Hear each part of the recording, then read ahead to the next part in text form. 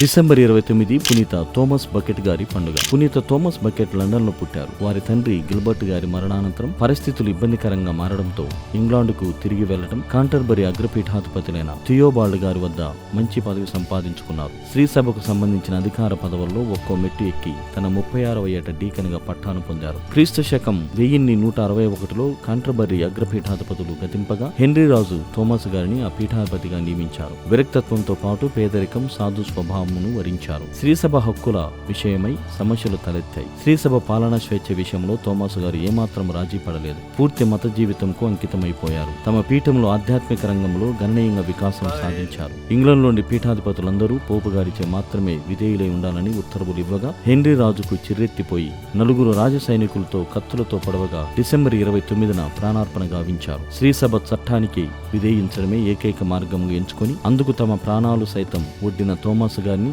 వేదసాక్షిగా శ్రీసభ గుర్తించింది. 30వ అలెగ్జాండర్ పోపు గారు థోమస్ బకెట్ గారిని పునీతులుగా ప్రకటించగా హెన్రీ రాజు బహిరంగంగా పశ్చాత్తాపాన్ని ప్రకటించాడు.